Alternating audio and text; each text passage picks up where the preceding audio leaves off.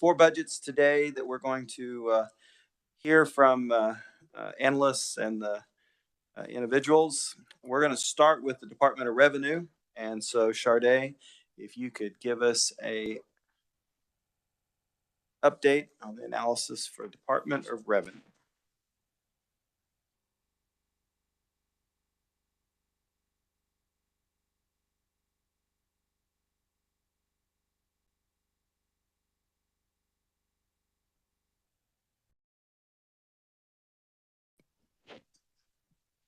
Good afternoon.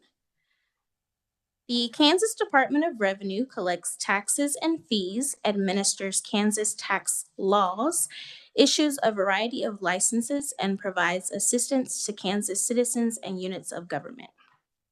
The agency is divided into 6 major divisions: the administrative services, aid to local units of government, alcoholic beverage control, motor vehicles, property valuation, and tax administration divisions. The bulk of the presentation begins on page 6, but pages 1 through 4 does give an overview of the agency's executive summary and 2 of the fee funds that are within the agency. On page 6, the 2023 Legislature approved a budget of $126,898,559 appropriated to the Kansas Department of Revenue for fiscal year 2024. There was $37,000 reappropriated for SGF, that is. The agency submits a revised estimate of $123.7 million, including $16.7 million SGF in fiscal year 2024. The revised estimate is an all funds decrease of $3.2 million or 2.5% below the amount approved by the 2023 Legislature. The revised estimate includes the following supplemental request: $128,000 for the pay plan shortfall. Additionally, the request also includes a decrease of $4.4 million for the license plate replacement. This is due to the project being on a calendar basis. So essentially about half of the money is in fiscal year 2024, and then the rest of the money is in fiscal year 2025. Additionally, there is $1.2 million in the tax administration. That is an increase due to the agency shifting vacant funded positions to this program. 8 of those positions are for the administration of the food sales tax program. Additionally, there are $150,000 in all other adjustments, and the governor concurs with the agency's revised estimate in fiscal year 2024. I can stand for questions or move on to fiscal year 2025. Okay, Sharday, on the shift of 1.2 million, how does that work? So if it's just a shift, why does it increase their budget? So the FTE is the shift, but the increase, there is an increase in that program. So they shifted some FTEs, but they did increase funding. Yes, okay. Not for the FTE, but in general, the program. Okay, just the program. And they took it from somewhere else? Yes, because of the 4.4 million decrease, there's just some money that's shifting around. Okay, so it's basically kind of out of that area. Okay, all right. Yeah, Representative Riley. Thank you, Mr. Chair. So on this budget, since there are 6 different divisions that are in here, do we know of where they are as far as shortages of, in comparison of these FTEs that are in here, of how many that are full in each one of these divisions? Are they short so many people in each one? Do we know that? I can find out some more information on exactly how many are vacant right now, but as far as the breakdown by program, that can be found on page 11. I'm just more concerned as where they are as far as funding each one of those FTEs in comparison to each one of those divisions that they're in. So, thank you. Any other questions before we go to 25? Okay, go ahead, 25. On page 8, the fiscal year 2024 change from actual expenditures graph can be seen.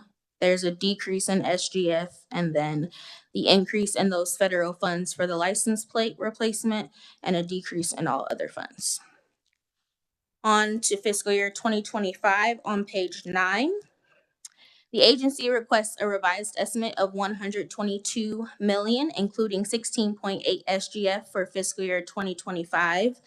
This is an off-funds decrease of 1.7 million or 1.3% below the amount requested for fiscal year 2024. This decrease is primarily attributable to item number 1, the taxpayer notification costs. The 2021 legislature authorized the taxpayer notification costs to be approved, and that is for a reimbursement sent to county clerks for postage and printing costs. And that bill sunsets as of fiscal year 2025, so the agency removed that from the budget. Item number 2 is the decrease in license plate replacement. So I mentioned in fiscal year 2024 that it was about half. The 500,000 is the extra that's not half, essentially. Item number 3 is a decrease in salaries and wages fringe benefits due to a reduction for employer contributions. And item number 4 is for software rental. The governor's recommendation includes 123.2 million, including 16.8 million SGF.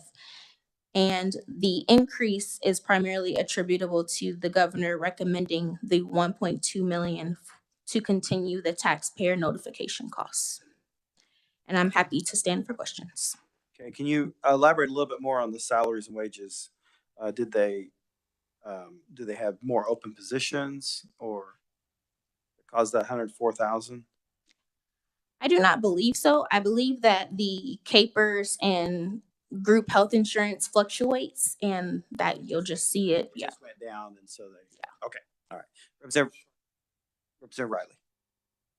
Thank you, Mr. Chair. 2 questions on that page 9.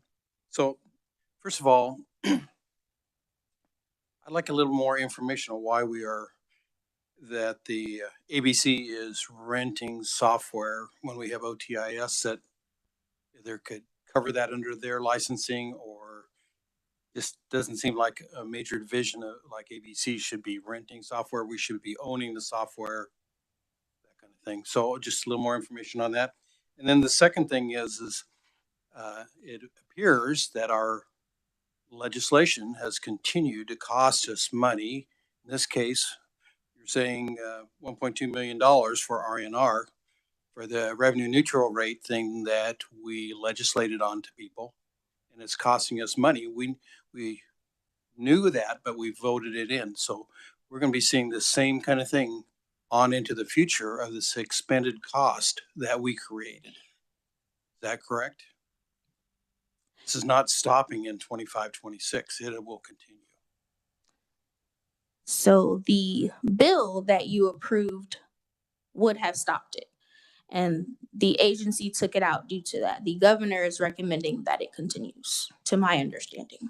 My understanding, we also have a bill on the floor someplace to also continue paying this, not in addition just to appropriations, but we have a bill that would continue paying this indefinitely, right? So just bring that out. I mean, we caused this problem right here. Representative Amix.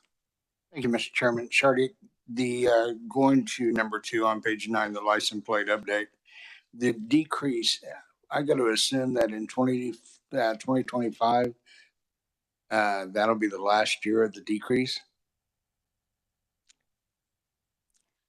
The way that our budget is set up, it will probably be a decrease of 4.5 million, I believe, because of our starting point because right now it's 5.2 million for fiscal year 24.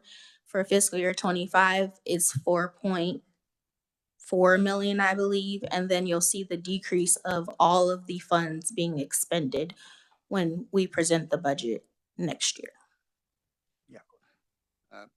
Okay, thank you, Mr. Chair. So then the fact that we're decreasing over 2024 and 2025, is that just because we may have overestimated what the cost of the program was going to be? Mr. Chair, no, it's not a over expense. It's just the way that we show our budgets in the process.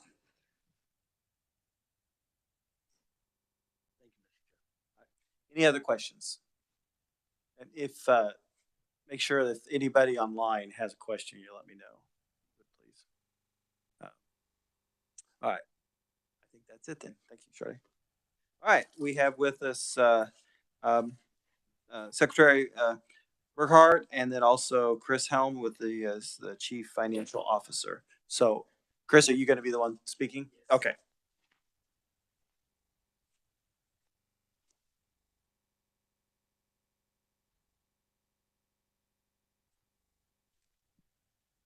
Good afternoon, Mr. Chair. My name is Chris Holm, and I am the Chief Financial Officer for the Department of Revenue. Thanks for the opportunity to come visit with you today about our budget request for 2024 and 2025. Sharday went over our core programs of our agency, and if I provided to the committee some testimony, if you want to go to page 4, we've listed out our funding sources, and then this will probably help answer some of the questions you had earlier about some differences between our approved budget and our submitted budget. In the administrative program, we did shift some vacant funded positions to the tax administration program. And then we also increased some of our software maintenance fees for updates and managed services, offset by some OITS fees. We also increased our computer rental equipment fees and our commodities budget by just a little bit. Overall, that budget is flat from what was approved. For the aid to local governments, that is our pass-through program. And what that is that's different funds that are distributed to, they're collected by us and distributed to local units of government. It's strictly a pass-through program, and that amount fluctuates every year. So I use the consensus revenue estimates.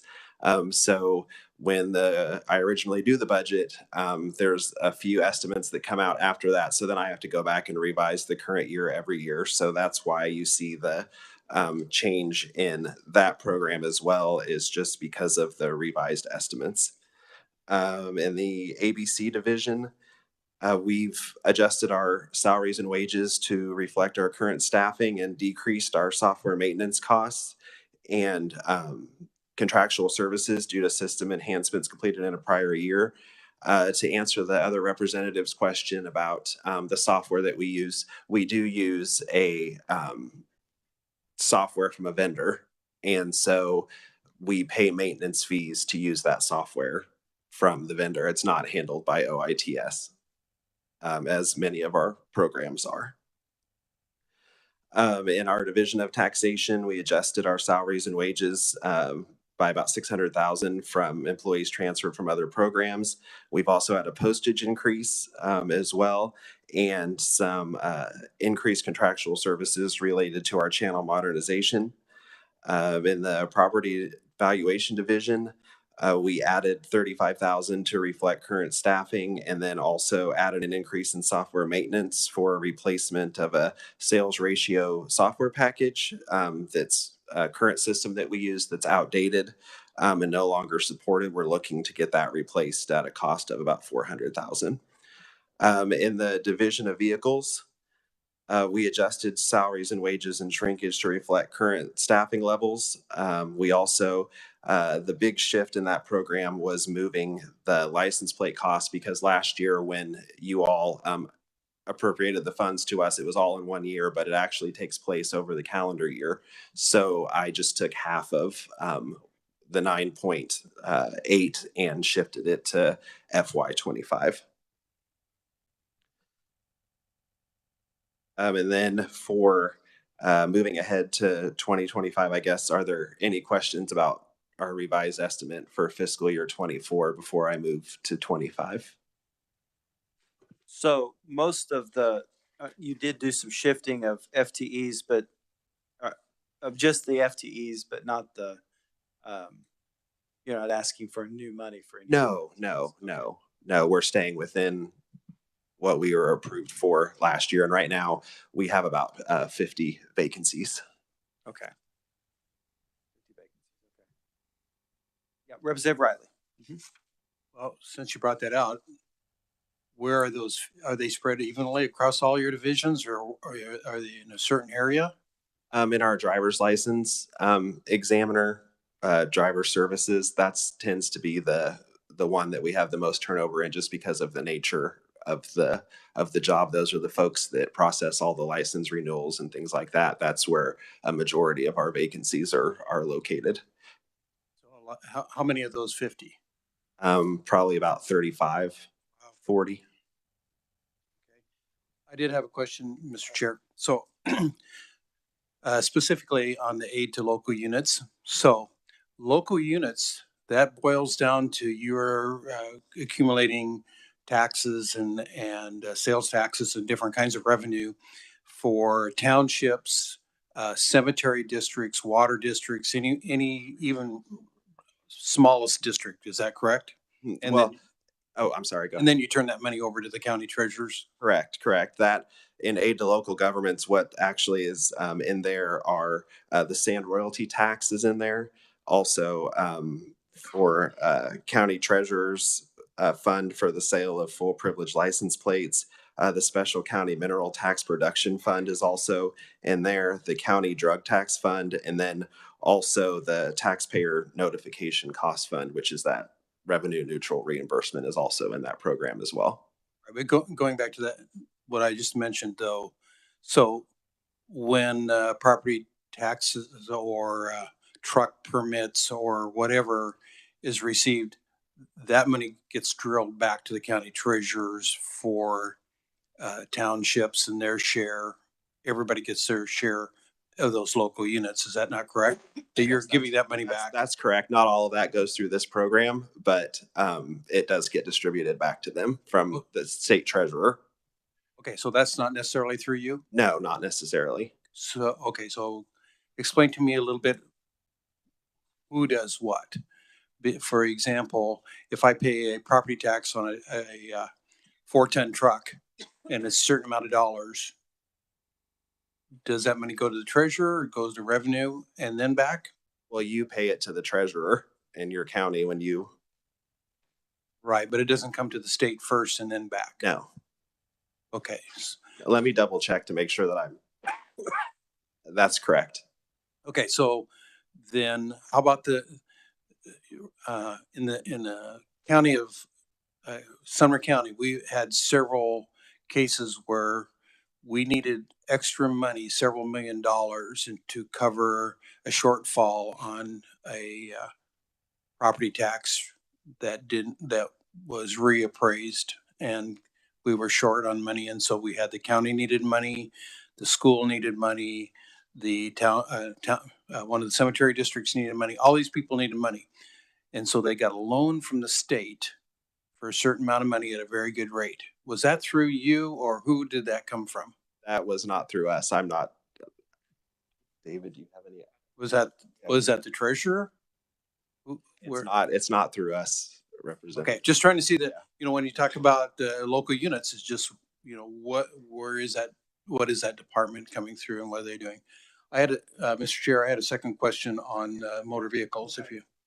So on the motor vehicles part of that, I've had complaint by Cali County and Sumner County from the treasurers there that they don't feel that the state is reimbursing their employees for the amount of time and stuff for making up, working the driver's licenses and doing all that work, because you have to have, a couple people doing tags. You got to have one person at least, and each one of them that is doing license or driver's license renewals and all that kind of stuff, taking pictures. And so therefore it falls into the county commissioners to have to pay the rest of their salary. So are we short of what we're reimbursing back to the treasurers, or what's your comment on that? I'd have to look into that a little bit further. I don't have direct firsthand knowledge of that, so I can look into it and get back with you. Yeah, I appreciate that because they feel that we, legislature, is not reimbursing those for the amount of labor that those folks are doing of state work in the driver's license, the license plates, all of those different divisions. So I appreciate it. Yeah, I understand, Representative, and we'll be in touch. I think that's a set amount though, isn't it? I think isn't for every license plate they get a certain amount that's set in statute for drivers. Yeah, I think. Yeah, that's correct. Okay, that's what I thought. Yeah, and driver's license. Yeah, yeah. So if I'm understanding it looks like. Thank you, Sade. Appreciate it. If I'm understanding it, it looks like you guys have done a lot of shifting around personnel. Is that different than normal, or are you kind of going through a little bit of a shifting of personnel to kind of get right sized to the right spot? Or yeah, the vacancies and where they are every year kind of shift around. We've had some years where our tax administration area has a lot of vacancies. The driver's license always does, and it's just more or less just shifting around. We're not necessarily asking for any more money. We're just kind of shifting things around to where the need is. Yeah, I was just okay. It's something you kind of do all the time. Yes, it's normal. It's normal. Okay. Any other questions? Yeah, Representative Riley. Thank you, Mr. Chair. So before we work your budget, would it be possible that you would get a hold of our committee assistant? And we, from last year, had some frequently asked questions. I think that would give us a little bit more insight. She has that in her folder, I think, that she could get to you. But it talks a little bit more about these questions about, who you are and how you work, that kind of thing. So appreciate if you could get those frequently asked questions back to us. Okay. Yeah, I do know the documents you're referring to. But it's going to take me a little bit of time because we don't have just one fee. We have, literally hundreds. So, yeah. Okay. Any other questions? All right. Now, see anyone, go ahead and if you want to go on to 25, you can. Okay. Yes, sir. Our budget request for FY25 is relatively flat from what we requested for FY24. It's just the moving of the license plate money into FY25. And the only difference that we had besides the governor's recommendation is, as I guess that is it, is just the adding the 1.1 million back in that we had taken out due to the sunset of the taxpayer notification cost fund. Yeah, and I was going to ask about that because do you know what the difference is? Because you guys took out 1.15 or 1.16, and then she added 1.19. So she gave you actually a little bit more back than what you took out. Yeah, well, I think when I had that probably was more closely mirrored what we actually paid out in fiscal year 23. 1.9. Yeah, because we just had a rough estimate the first year, and then we increased it by a little bit because of an increase in postage and some other things. Okay. All right. Okay. And then I just want to quickly go to the license plate. So that has been interesting, to say the least. Not totally sure that I am terribly excited with the new plate. I think we could have done better, but that's here nor there. But my understanding was that it was that we were going to start offering those in March, but then I got a memo from one of the county officers that said that they gave me a memo, got a memo from you guys that said you weren't going to start until October. So what is really going? When are they going to start issuing the new plates? Well, I know that with the original design, because of the time that it took to when we first had that, it was going to be March. Then when we went back after the voting and redid the design, did get pushed back a little bit. Is it going to be October? Would you like to come up? Yeah. Yeah. Good afternoon. I'm David Harper. I'm Director for Division of Vehicles and Division of Property Valuation. Plates, we are going ahead with the renewal in March, but it will be on the current background, the current Ad Astra background. There's about a 4-month process once a plate design is approved, is created, approved, tested with law enforcement, tested with the Turnpike Association readers, all those things. There's about 4 months before it can actually get into production. So our goal right now, or our best estimate is that new plate will probably start being produced in June. Okay. All right. Okay. But you're going to replace, I mean, did you start in January replacing people that had an old tag with even a new tag but just has old background? Correct. As people register this year on their normal cycle, if they have the old embossed raised letter plate, they will get the new one. For the first 6 months of the year, it'll be on the Ad Astra background, and hopefully beginning in June, it'll be on the new design. So those people from January to June, those is next year, then they will get a new plate, or are they going to? No, they will just get the Ad Astra. The key is we're replacing the plates that have been on the road for 10, 12, 14 years. So I guess I'm just not sure why we have to. I mean, if the old plate worked fine with the background, then why do we need to go with a new plate background? But anyway, yeah, it's policy decision. So, okay, I appreciate that. Now, actually, before you leave though, now my understanding, and I misunderstood this last year, evidently. My understanding was when we gave the 9 million that was going to do all the plates that were not all the stamped plates. My understanding now is that is only redoing the stamped plates that are standard plates, not any of the vanity or specialized plates. That is something you're going to come back later for. Is that? But not in 25. Not in 25. You are correct. It'll be for what we call them. They're still, if some of you recall, there's an old dome plate with some of those are still on the road. So this will be replaced. Those standard or those plates with the dome or the Ad Astra background. The personalized plates, they're replaced every 5 years. So that's a separate cycle, and we're due next for January 1 of 2025 for a new design on the personalized plate. All right. Okay. All right. Thank you.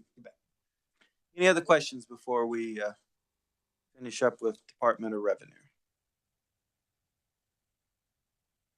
all right. Appreciate you guys being here. Thank you.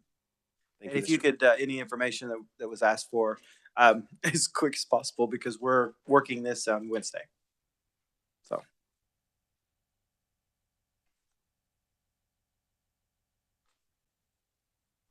Okay.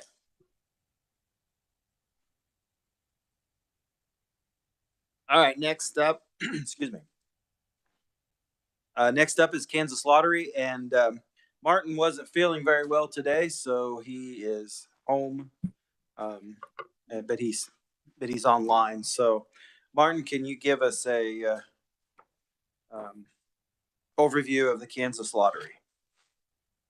Yes, Chairman. Thank you so much. Can you hear me all right? Yes. Awesome. So we'll begin with the Kansas Lottery. The Kansas Lottery is a revenue producing agency for the state, and they strive to maintain the integrity of all the games that are played throughout the state.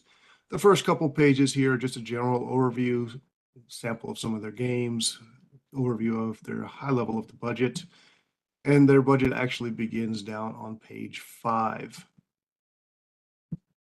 In 2023, the legislature approved a budget of $475.7 million, and this is all from special revenue funds and 95 FTE positions. There were no subsequent changes made to that amount, so the agency submits a revised estimate of $466 $1.6 million, all from special revenue funds and expenditures, and 95 FTE positions for FY24.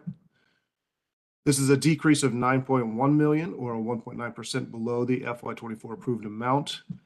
The estimate includes $200,000 for a supplemental request, which is for the all from the lottery operating fund, and this is due to increased contractual expenditures related to the production and placement costs for lottery advertising. Now, absent any of the supplemental requests, well, there was one. There were some other adjustments within the agency.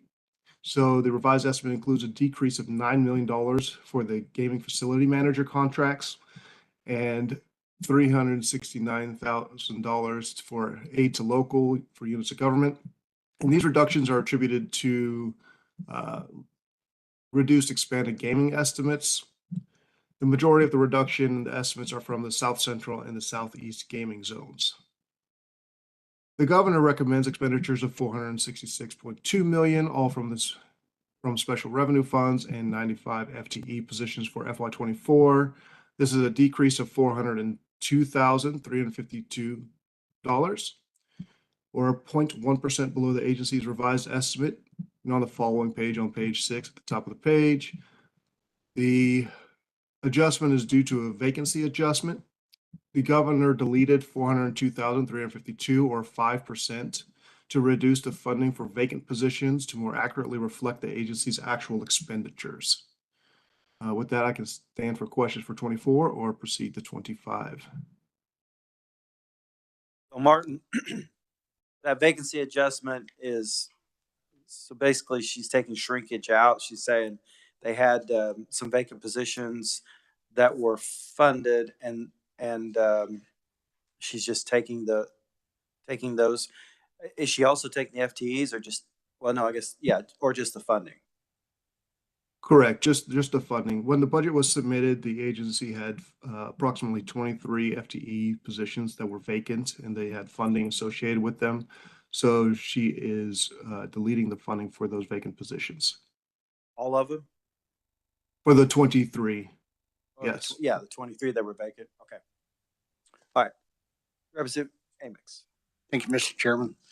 Martin, the all other adjustments, the $9 million in the gaming facility manager contracts, can you explain that a little bit? Like what's in those contracts that would cause that kind of decrease? Well, those contracts are a percentage of the revenues that we pay back to the casino gaming managers and the facility managers. And I'm sure the agency can provide quite a bit more detail, but it essentially is when the revenue decreases or anything decreases, the payments back decrease. So the budget, they had budgeted higher prior to that. So the number just came in a little different than what they had projected originally. Thank you, Mr. Chair. Thank you, Martin. Any other questions on 24 before we go on? All right, Martin, go ahead and go to 25 then, please. Thank you, Mr. Chair. FY25 begins on page 8. So the agency requests $479.4 million, all from special revenue funds and 95 FTE positions for 25. This is an increase of $12.8 million, or 2.7% above the FY24 revised amount. The increase is due to salary and wages adjustments. There were salary and wage adjustments within the agency of $828,647 above the FY24 revised estimate, and this increase includes $443,884 for 5% agency-wide salary adjustment and $402,252 for employee bonuses. There was an adjustment for the sports wagering management fees of $100.8 million, and these are based on the 90% of the net sports wagering revenues for FY25. So this is an increase of $10.8 million, or 12% above the agency's FY24 revised estimate. There were also expenditures for vehicles. They were approved expenditures for vehicles, but this request includes $250,000, $834, all from special revenue funds for passenger vehicles. And this is an increase of $108,910, or 76.7% above the agency's revised estimate. And the agency is planning on purchasing 4 vehicles at approximately $45,000 each. And these vehicles are being used by the sales department to service retailer accounts, recruitment, and other lottery-related duties. And the vehicles will be replacing existing vehicles due to their high mileage and excessive repairs. And the costs for these are based off of the budget cost indices. The bottom of the page, you have the governor's recommendation. The governor recommends $478.5 million, all from special revenue funds and 95 FTE positions. And this is a decrease of 887,768 or 0.2% below the agency's 25 revised estimate. The governor's recommendation includes the following adjustments to salaries and wages, similar to FY24. So you have 443,884 decrease in salaries and wages, and this deletes the agency's planned 5% agency-wide salary adjustment, and you have a vacancy adjustment for the vacant positions. This deletes $443,884, and this is all again to more accurately reflect the agency's actual expenditures over the last few fiscal years. With that, I'll stand for questions for FY25. Okay, so Martin, in 25, the vacancy adjustment is probably the same vacancy adjustment, right? The same people. Correct. The FY25 budget submission also included 23 vacant FTE positions. Okay, all right. Any other questions for Martin before we, Representative Riley. Thank you, Mr. Chair. So, Martin, I think I asked you this question last year, but don't we have a mileage kind of limit on government vehicles, on Kansas government vehicles, that once they reach a certain mileage that we are looking at trading them? To my recollection of that conversation, Representative, I don't believe that there's any hard, fast written rule. Now that the agency lottery, they have a standard rule within the agency of between 100,000 to 150,000 miles per vehicle. And that's the time that they're looking at either replacing them or possibly shifting them to a lower usage position. So do you know whether these vehicles, I guess we can ask when the folks come up here and talk, but $45,000 for a vehicle, it sounds like a pretty small vehicle pricing for right now, even at our discount price. So let's see whether they can get it for 45 now. Yeah, I think there is I thought we put it in statute. It's around 125,000, I think. It may have been, maybe it's not in statute. Maybe it's just what we had said policy. Yeah, I'm not sure. So, okay. Any other questions? Yeah, Representative Miller. Thank you, Mr. Chair. What happens to the vehicles that, are they traded in, are they sold, are they auctioned off, and then where does that money go if they're sold outright? I believe that I can follow up on that. I don't know specifically. I'm sure the agency has a better explanation. Yeah, you can ask that to agency when they come up. All right, any other questions? All right, seeing none. Martin, thank you. All right, we have with us Stephen Durrell. He's the Executive Director with the Kansas Lottery. Stephen, welcome. Thank you for being here.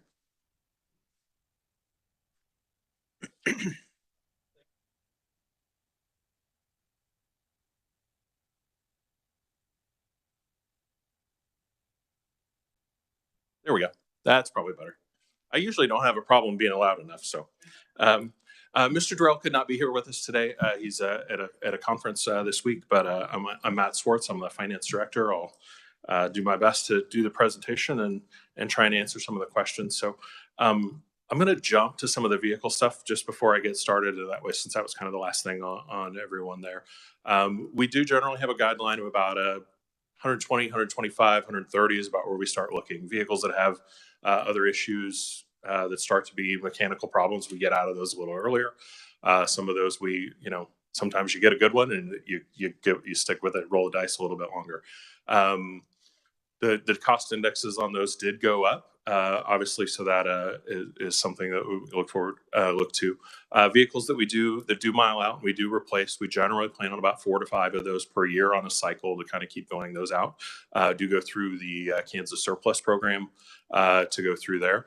Actually, earlier, just in the last week or two, we actually acquired, and they may have been revenue vehicles before, that we actually are acquiring a couple through that surplus program to replace through some of this. They were medium to low mileage and in good place. As Martin mentioned, most of those do get used by our sales DMs in areas throughout the state, as you can imagine. And some of you are from those areas. Our DMs that work in Southwest, Northwest Kansas, even in Southeast Kansas, some of those more spread out regions, those vehicles get miled up a lot more quickly. Some of the ones in the Wichita, Kansas City area, Topeka area, miles don't go on as quickly. And then sometimes we'll just shift the higher usage ones to some of the lower places and vice versa to try and get good usage out of those. So that's a general process with regard to that. So kind of back to where I planned to begin. Martin mentioned the lottery's mission is to generate as much revenue as we can for the state of Kansas and do that in a way where all the games are operated with the utmost integrity. And in regard to the casino gaming, we get a lot of help in that regulatory regard from the Kansas Racing Gaming Commission, who are also here today. So I'll say something nice about them so I don't forget to do it later. Make sure I get that out of the way right away. Kind of going back to Dylan's presentation last week and some of those opening remarks about performance-based budgeting. One of those beginning sentences was about comparing and converting outcomes to dollars. The lottery is very fortunate in that most of our outcomes are dollars. That's what we do and what we're measured on, the dollars that we generate for various programs, state and local governments, those types of things. So we're very fortunate in terms of those performance-based measures. We have dollar-based outcomes that we generally use to that. I haven't had a chance to do full written responses to Martin forwarded some things from the vice chair earlier last week. I have gone through those. I do have a little bit of time. I can hang around after today and kind of go over those with you a little bit, and then maybe get something written to you later in the week. And the same with the FAQs that were provided as well. I haven't had a chance to do a full written, but I have looked at some of those, and like we talked about the vehicles a little bit, I'm going to slip some of the answers into today's presentation a little bit as well. So hopefully we'll have covered a good portion of those as we go through today.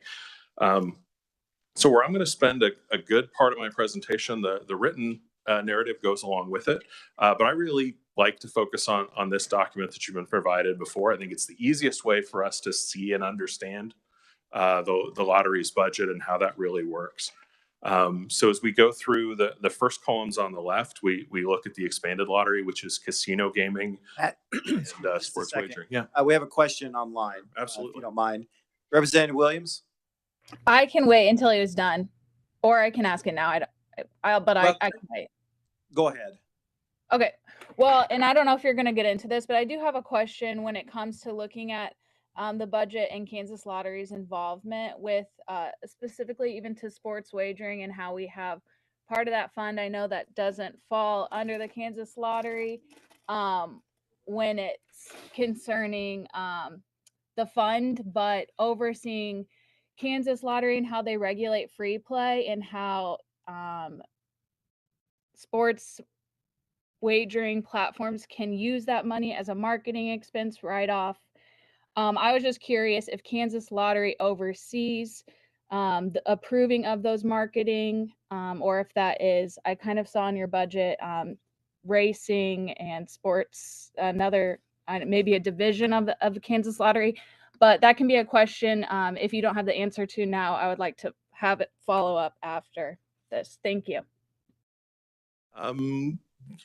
Yes, the shortest version of the answer is the Kansas Lottery does review and approve any of those free play promotions that are offered. And if you've got a radio or a television, you have seen some of those advertisements in the last year and a half that a sports wagering has been operating. But all those promotions are reviewed and approved by the lottery before they go through. And in terms of how that works, there's a lot of, I don't want to get way too deep into this here today, but how that works math wise, for everyone, probably the best argument is the player is the one in terms of that free play that benefits the most from that. But they are, those free play promotions are, in terms of how the revenue is calculated, a part of that calculation, and those free play promotions given to the players are deducted from how the revenue is calculated. I know it's kind of a short version of the answer to that. I hope that got to most of what Representative Williams is interested in. I can't read her face here to kind of see if she's nodding. Well, I appreciate you answering that question. And yes, WebEx is a little bit, I'm learning as a freshman legislator on how this works. But that answers my question. I didn't know how that fell and how that affected that fund. So thank you for answering that question. Matt, do you guys have a standard so that, if they just keep coming back to you wanting more free plays, do you have like a standard say no? Because that does decrease the revenue that the state is getting to a certain extent. I mean, it's not being a lot, but depending how you view it, yes, it does. Like I said, the player is the one that benefits the most from that. They get more bang for their buck out of that, but we absolutely do monitor it. We provide information that I help put together on a weekly and monthly basis. It's provided to the executive director and Keith Coker, our gaming director, and our senior staff that we look over. And we definitely keep an eye on that. We did have one provider that through that first year, as we were going through in that initial year, had kind of overshot a little bit with the free play promotions. We had meetings with them. We helped them get kind of dialed in. And since we've kind of found the right sweet spot, it's been very smooth sailing with them and productive since. We just went through another with the rebranding of the Hollywood Casino that was previously branded as the Barstool Sports. It was rebranded as the ESPN Bet. With that rebranding, they hit pretty heavy on the promotion during that rebranding period, and we've been working with them and kind of getting that dialed into the right place. But we put that together. We track it. We discuss it. We're very aware of it. And when it's time to have a conversation about that with providers, we definitely do. But we also do try and rely on the expertise and let them do what they're good at and what they're contracted with the state and with casino facility managers to do.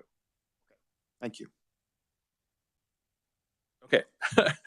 So just in terms of to best understand the lottery budget, we've put together this one sheet and we kind of work on it every year. So that's where I really spend my focus, but the narrative of the document goes right along with it as well. So when we start with the casino gaming and the sports wagering and those expanded lottery columns, all of those expenditures there and distributions are just by formula based on the revenue. So Representative Amick's question earlier about the changes in those when we meet with Division of Budget, Legislative Research, and the lottery each spring and fall, we discuss those estimates.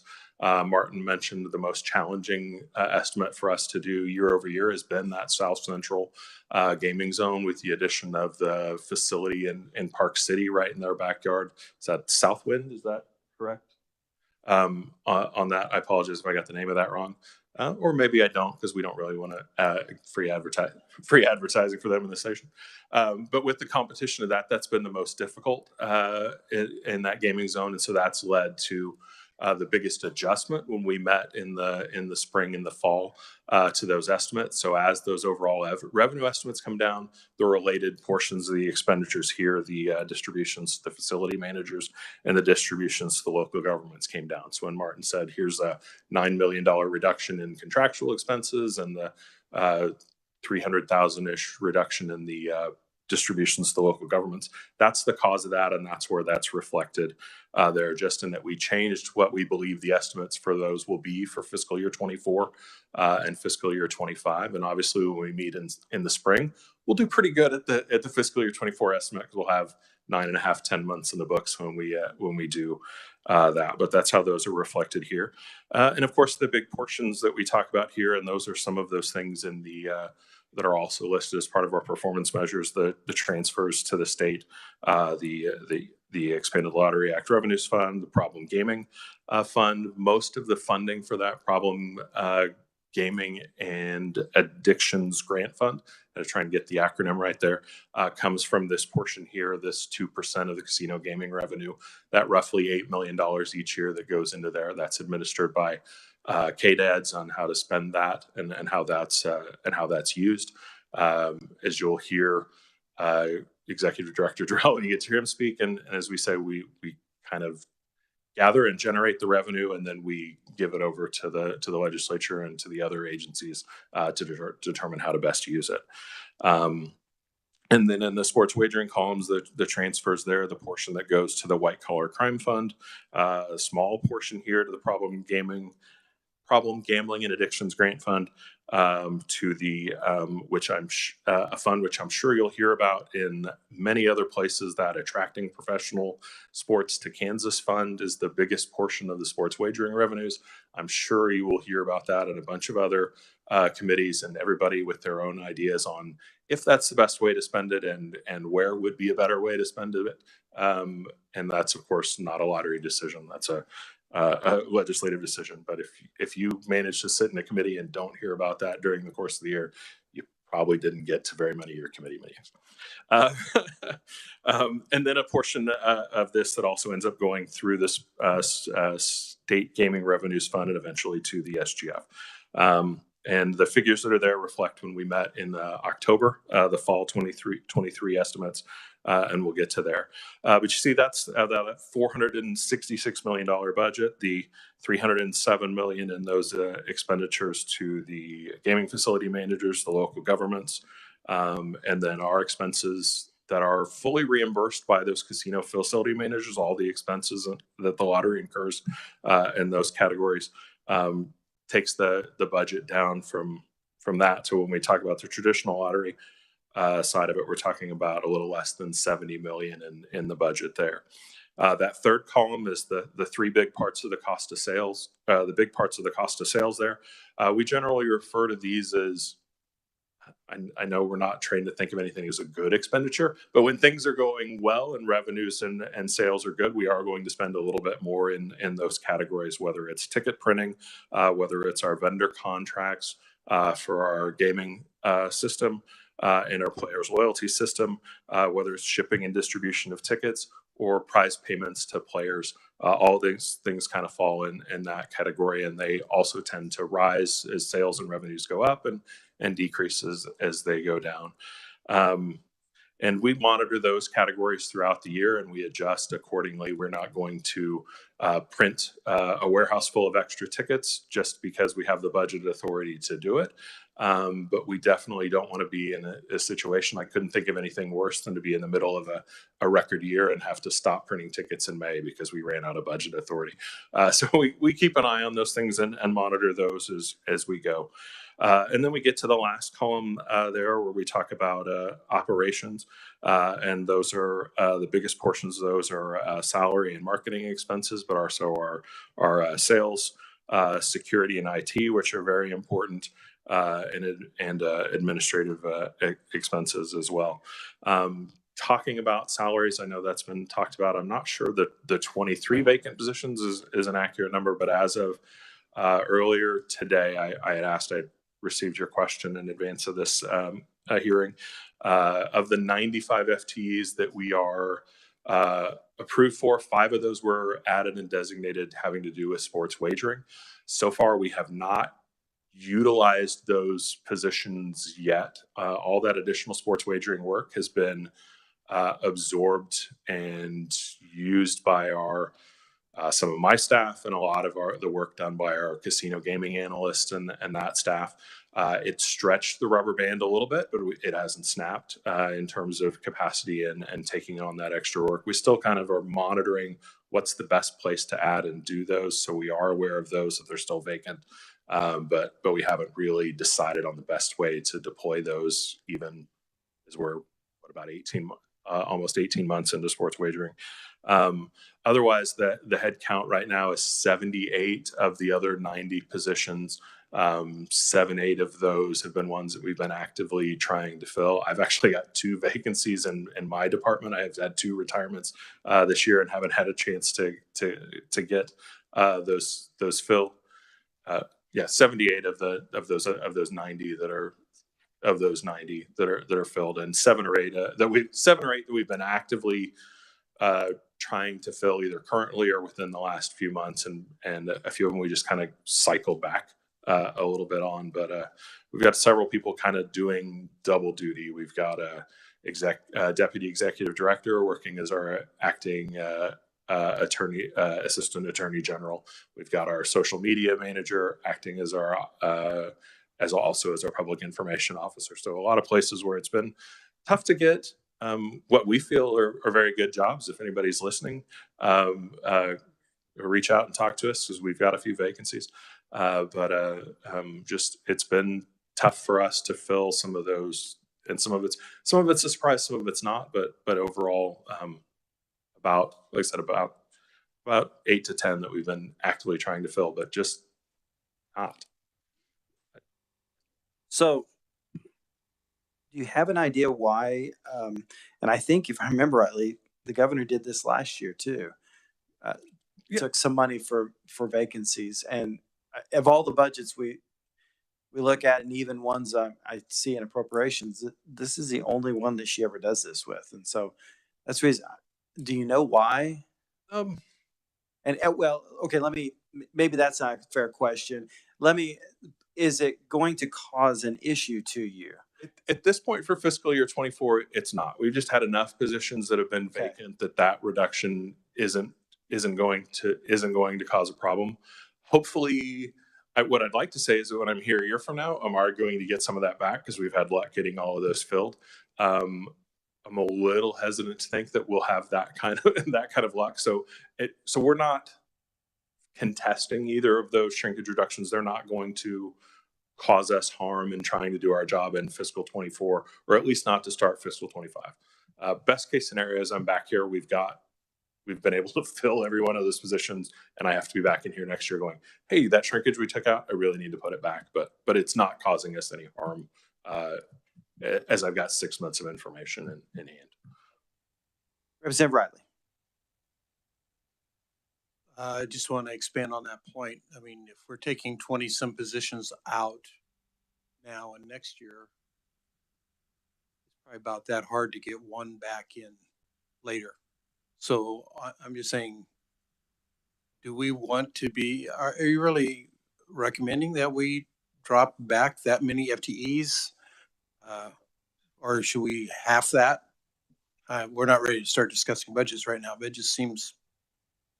What our preference to do is to leave the FTE number as it is, but go ahead but we're okay with letting that shrinkage, that dollar reduction go through. That's not going to cause any harm. But we would prefer to keep those FTE positions in place, so that we, as a business wrapped in a government agency, can respond a little bit more quickly to those types of things. But that's our preference, and how hopefully that would be addressed. Yeah, and I don't think the governor deleted any FTEs in her budget. She just took okay.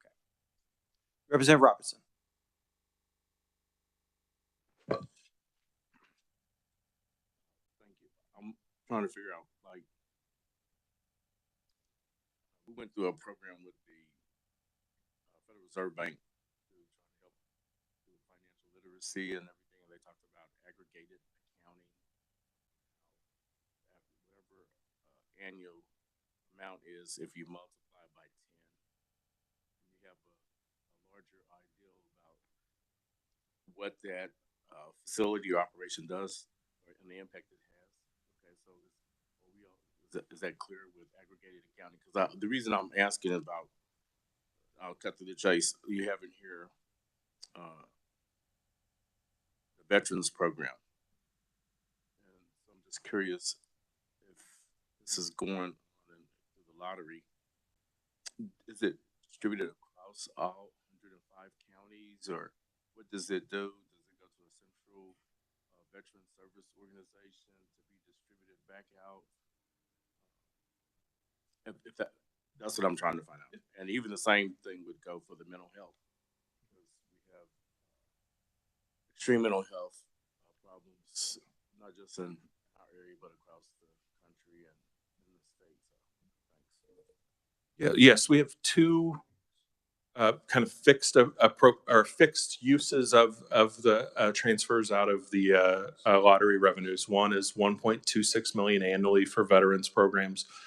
It's been a while since I got really versed on that, but there's a couple of programs that funds throughout the state, and I can definitely get more of that information. But that's done centrally and administered through here. I apologize, I don't remember exactly. I know we had done presentations in front of the Veterans Committee, and they may be the ones that oversee that budget and how it's used. The mental health programs as well is up to $8 million per year. I believe the fiscal 23 and 24 appropriations are actually increased from 8 million to 9 million. And that's two programs. One is the Clubhouse Model program, and I'm struggling with the other. And one of the two programs gets 75% of that, and the other gets 25%. That's appropriate, but I can get a better answer to you documented in there. But it's a fixed and set how that's administered and used. Representative Riley. Yes, thank you, Mr. Chair. Just to piggyback on to the previous representative's comments. So, and a clarification. So each one of these casinos, and I have one of these casinos in our area, the money that we're receiving from them is the money from the slots, the gambling, the card games, the sports betting. But we are not receiving income for the convention sites, the food they provide, the hotel rooms that they provide, all of that kind of stuff. That is not part of anything that we get through the lottery. Is that correct? Correct. So going back, these casinos are big businesses. Not only they're providing income to the state, but they are also providing locally income to employees for motel rooms and conventions that they're putting on and all that kind of stuff. So they create a lot of revenue to the communities too. So thanks. Matt, I don't want to cut you off too much, but I do want to try to get to the Brandy, rest. I would leave her plenty of time. Okay. To speak. So, well, so yes, I'll stop and let you guys have questions. Yeah, I just wanted real quick to get to the 5%. So the governor put in a 5% across the board increase in salaries. So it appears to me what she did here was took your 5% out, and then there's a 5% increase in another part. So that's yes, that's the executive director's understanding of that as well, and we're in the let that play out and see what you guys all decide. What about the bonuses though? This goes back to 2013, 2014. There's all the agencies were encouraged to do some incentive programs and policies, and that's what these have been under the course of that policy that was approved and submitted back in 2013, 2014. A few minor revisions, I think in 2015, 2017, but all those sent through and reviewed and approved by administration back at the time, and that's just a continuation of. And their longevity bonuses, basically, right? Or they some of them are based on transfer incentives. How well the lottery does for the state. The employees do get the ability to share in that in a small way. It's based on meeting percentage increases over prior years and those types of things. A rising tides lifts all boats. I think we understand that that none of our success happens without the hard work of our employees. Right. And so is that statute, or is that like just policy? That was policy, and I apologize, I don't recall the exact statute number that policy was drafted under. It was in discussion a couple of weeks ago, and I can find that policy, Yeah, if you that could, statute. that'd be great. And then, but what the governor did was take that out, right? Did she not? I don't believe so. I think the two items that were the line item reductions from that division of budget and governor's recommendation were to take out what would have been what our executive director wanted to do as a 5% increase, and to take out the shrinkage. But I don't think that was. She left the 400. I don't think that was addressed in that. No. Martin, are we understanding that correctly? She left the 402,000 for Yes, bonuses. that's correct. Okay. Yes, I just mentioned it in there so that we knew what the increase was, but then yes, in the governor's recommendation, you do see what she took out. Okay. All right. And then just one last thing, and maybe this might be something if you could just get us information on. So there's a bill actually being heard right now. Do you know the conservation bill? Yes, our gaming director is sitting in and listening in on that. Okay, one. I figured with they the probably fiscal were. note that earlier to Friday and today. Yeah, and so it's contending that what's the average? The standard is 45% payout, and we're doing less than that or more than that. I can't remember how that payout percentage in the most recent year was just right around 61%. On those terms of prizes as a percentage of total sales. So if I'm understanding, that bill is saying, well, that the lottery needs to go down to 45%, and we want to take that difference. Is that what you're understanding? I saw a version of that. They had the courtesy of reaching out to us a month or two ago and sending that along and asked some of the similar questions that you're asking. After drafting and then deleting and then drafting and then deleting and drafting and deleting another email, I actually spoke to the gentleman on the phone, and we explained that the prizes do a heavy lifting in that, and if you reduced the prizes, you would triple the sales by a magnitude of that, and there'd be less for everyone to go around. Is the short answer. There's 45 states that sell lottery. There's 45 executive directors, all with the primary goal of generating as much revenue as they can for the states they serve. If cutting the prizes drastically was a lever that you could magically pull and create tens of millions of dollars more a year, people would have ruined their elbows pulling that lever over and over already. All right. Good to know. Thank you. Yeah. Appreciate that. All right. Before it goes, is there any other questions? All right. Matt, thank you very much. Committee, we have next the Racing and Gaming Commission. So, Martin, if you could give us the information on that one. Absolutely. So the Kansas Racing and Game Commission, they enforce the Kansas gaming laws for the industry. They also have oversight of the tribal casinos. That's done through the Kansas State Gaming Agency. The first few pages, again, are just a general overview, and the budget will start down on page 6. So for FY24 analysis, the 2023 legislature approved a budget of $10.7 million, all from special revenue funds, and at 107.5 FTE positions. In 24, there were no subsequent changes made to that appropriation amount. So the agency submits a revised estimate of $11.6 million, all from special revenue funds, and 120.5 FTE positions for 24. This is an increase of 869,320, or 8.1%, and 13 FTE positions above the 24 approved amount.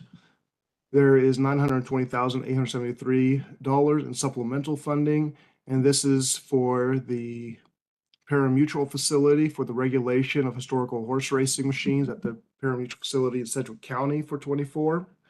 And the request includes expenditures for 13 FTE positions, their databases, the firewall security, servers, computer stations, fingerprinting systems, supplies, and travel. In their base budget, there was a decrease of $51,553. And this adjustment is all from special revenue funds and 0.5% below the 24 approved amount, and is attributed to a decrease in their salaries and wages expenditures. On the following page, on page 7, you have the governor's recommendation. The governor concurs with the agency's revised estimate of 11.6 million and 120.5 FTE positions for FY24 and does not recommend any changes. I can stand for questions or move to 25. Yeah, let's go ahead and move to 25.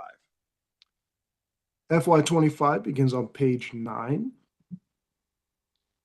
The agency requests 12 million, all from special revenue funds, and 120.5 FTE positions for FY25. This is an increase of $421,110, or 3.6%, and 13 FTE positions above the FY24 revised estimate.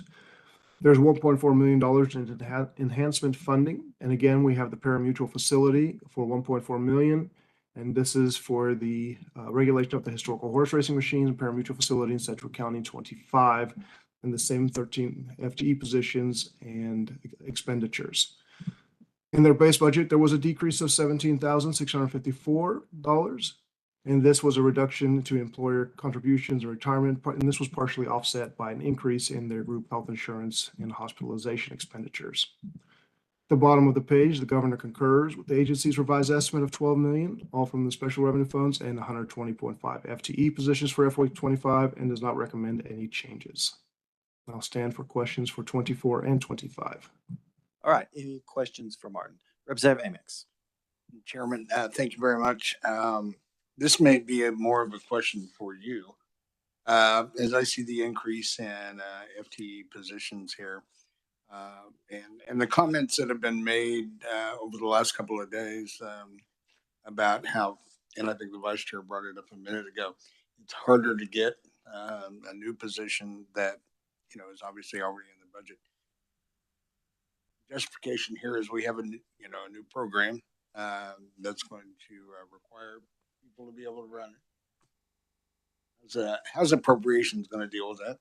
I don't know. I'm not terribly excited about the 13 new FTEs. So it's, I think, that's the reason I'd like to have some conversations with the Racing Gaming Commission. Yeah. So, I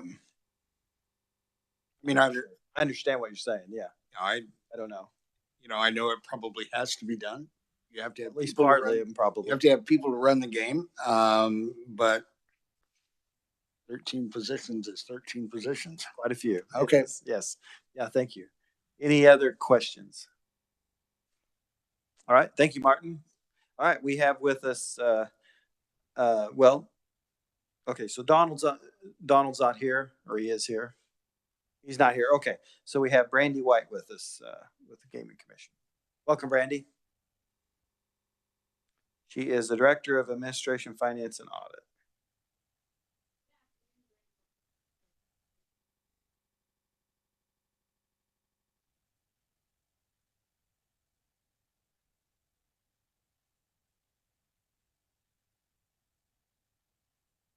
The Kansas Expanded Lottery Act, and the Kansas Parimutuel Racing Act to regulate gaming and parimutuel activity in the state of Kansas. Our primary mission is to ensure that state-owned casino-style gaming and parimutuel racetrack wagering is conducted with integrity. We regulate the state-owned casinos. We do not have any authority over the tribal casinos. That is our sister agency, the Kansas State Gaming Agency. We do not receive any funding from the state general fund. It is all through special revenue funds funded by our licensees, primarily the casinos and the vendors that receive licensing from or licensing to do business with those casinos. We did ask for some additional funding for the expansion of a parimutuel facility in Sedgwick County, and primarily that is related to those 13 FTE.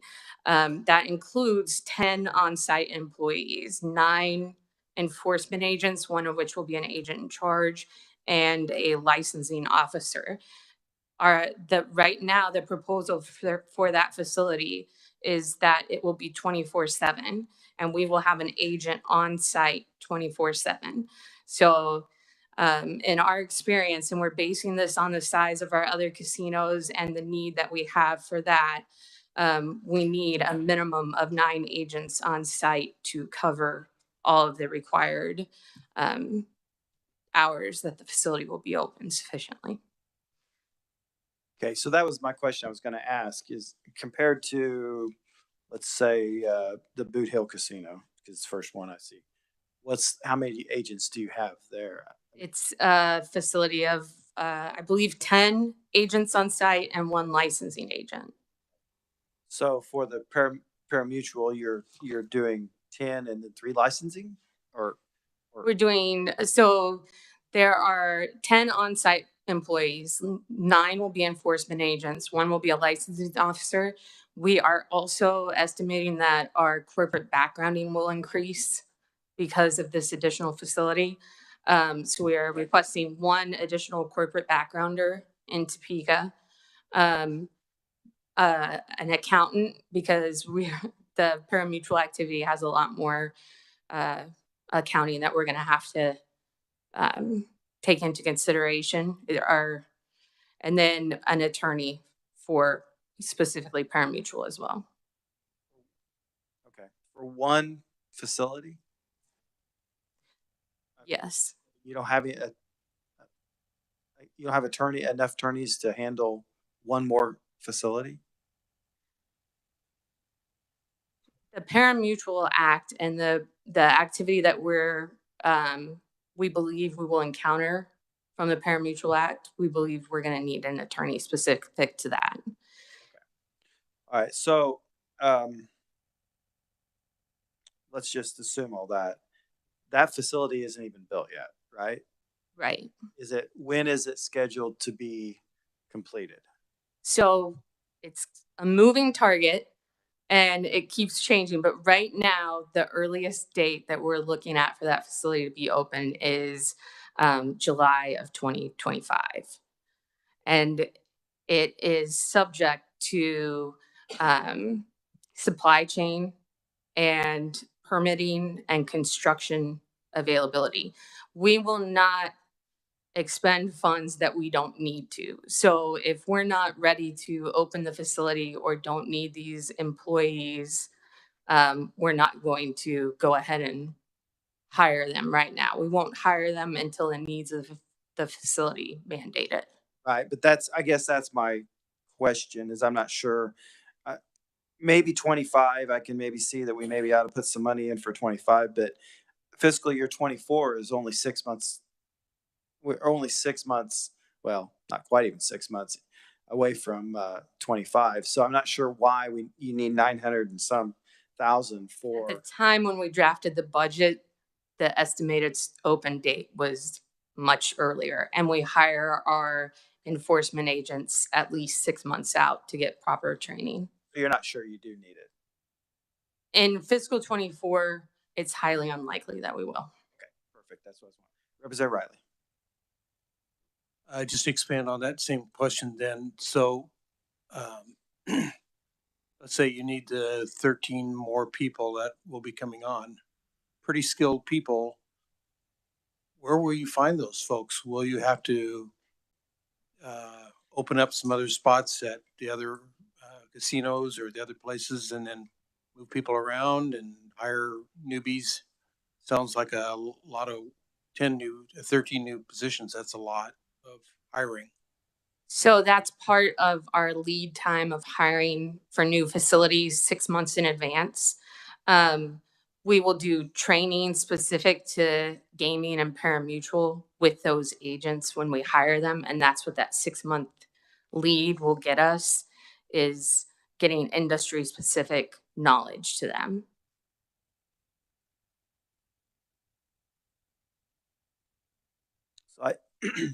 that seems to be the big, I mean, everything else in your budget is pretty static. So that seems to be the big, the big issue that we probably will need to discuss. So I guess if there's any, I would like to see if you could give us a little bit more of a breakdown of what that,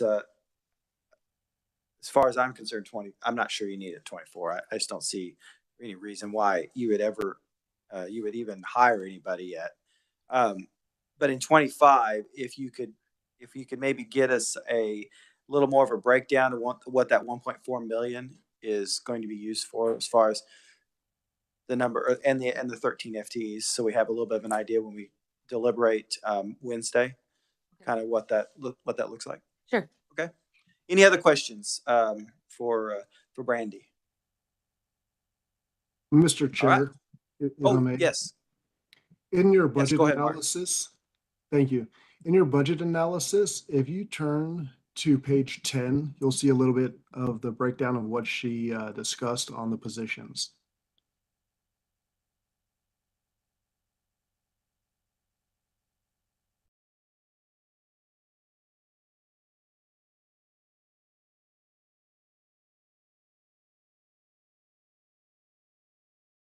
I'm sorry, Martin. What did you say? I On left my page keys. 10, quite all right.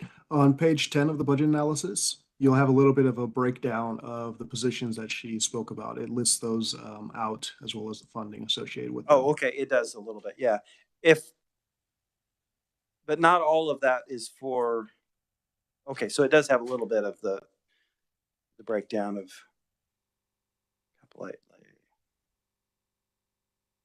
Okay. All right. Well, Brandy, if there's any other information as far as what he doesn't have in here that you feel like would be beneficial for us, if that would be great if you could get that to us. All right. Thank you. All right. Any other questions? All right. Seeing none, we will close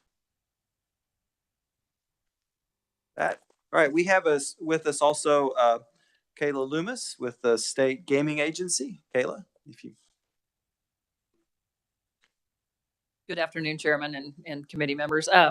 We don't have much to change on ours. I am the executive director of the Kansas State Gaming Agency, where we have oversight over the tribal casinos. We're not changing much. We presented our budgets to the tribes earlier this year. We had no questions, no issues with it.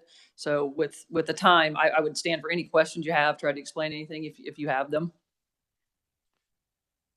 So is there anything, it seemed like to me, when I was going through this with Martin, and I'm trying to remember now what it was, that there was an issue that was maybe coming up that might change some payouts or not payouts, but there was an issue that was maybe, well, the Supreme Court's looking at some stuff. Is that? Yeah, and that's an attorney thing, so I'm not Okay. going to get into that. But Right. there are some issues with possibly the sports wagering thing, and again, I'm going to let attorneys deal with that. That's a completely different thing. The only thing we did have in our budget was we left one unfunded FTE in there.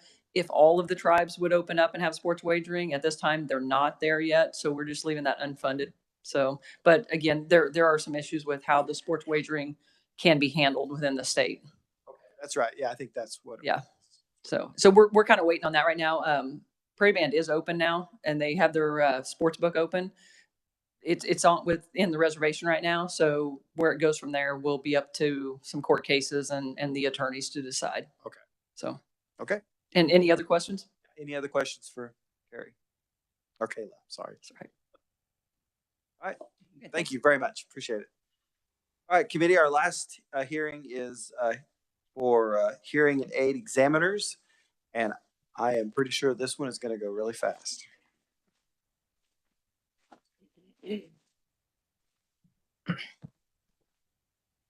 Hearing aid examiners. Yes. Yeah. All right. Go ahead, Nicole. Yes. Good afternoon, Chairman, members of the committee. My name is Nicole Rencher. I'm a legislative fellow with the Legislative Research Department, and I'll be presenting the budget for the Kansas Board of Hearing Aid Examiners. The Board of Hearing Aid Examiners regulates hearing aid dispensers by determining the competence of new practitioners entering the field, ensuring licensees keep their equipment calibrated and meet continuing education requirements, and investigating complaints. The staff consists of one unclassified part-time employee who serves as the executive officer. So that's why it's listed as 0.0 FTE. Before we get into fiscal year 24, I just want to make a note on page 3. The hearing aid board is funded through the fee fund, the hearing aid board fee fund. It comes from receipts from licensing fees for practicing dispensers. Types of fees, current rates, statutory limits, and everything are on figure 7 on the next page if you wanted to look at that more. But on to page 5 with the fiscal year 2024 analysis. The agency submits a revised estimate of $42,695, all from the hearing aid board fee fund. This is the same as the amount approved by the 23 legislature, and the governor concurs with the agency's request. Real quick, page 6, change from actual expenditures. This request of $42,695 is an increase of $8,000 or 23.2%. This increase comes from contractual services for website development cost, as well as the 2023 legislature added $5,000 in both fiscal year 24 and 25 for costs associated with Senate Bill 66, which requires paper-based and verified electronic credentials. Are there any questions before I move on to fiscal year 25? Any questions about 24? I think so. Go ahead. Okay. For fiscal year 25, the agency requests a revised amount of $42,695, all from the hearing aid board fee fund. This is the same as the fiscal year 24 amount and the same as the amount approved by the 2023 legislature. The governor concurs with the agency's revised estimate. So Nicole, are they going through OITS for these, like the website and the full, they're going online with the renewal process? Yes. So the website development is going through a third party, a privately contracted website designer. Separate from OITS? Yes. Okay. But the online application and renewal process? Their services and everything are typically OITS. The website development is the only thing. Mm-hmm. Okay. Any other questions? All right. Thank you. And I understand that Danielle is unable to meet with us. No, she is on maternity. Oh, that's what I was thinking. Yeah. All right. So any questions? Question, Representative Mix? No, that's fine, Chairman. I guess I'm just a little bit surprised 2 years in a row, a budget that doesn't go up. I know. Okay. Yeah. Not much anyway. Not much. And I think, I don't know for sure, as they get through this website development, and it may actually go down a little bit next year, depending on what they do. Yeah, Representative Riley. Thank you, Mr. Chair. So my question had to do with was the department, did the board get my questions on the budgeting stuff to take a look at? Exactly. Is that the frequently asked questions? No, this has to do with their goals and outcomes. Oh, the performance-based measures? Yes, they did get that. I can forward that to you. All right. Any other questions for anybody? Just so you know, that now these are the last ones that we're going to have to kind of. We have tomorrow off. We're meeting tomorrow, but we're not going to work these tomorrow. And then we are going to work these Wednesday.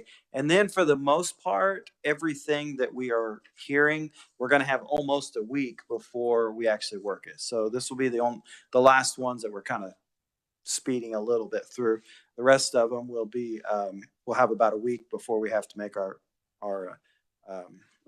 decisions. So if there is any information that you want, to answer some questions or any ideas, please get with me pretty quick or get with them pretty quick because we're going to have to make these decisions on Wednesday. So with that, looky here, we're out of here by 5 o'clock.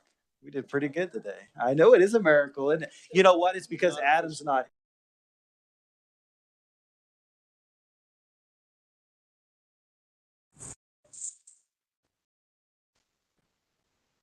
Yeah, I hear you.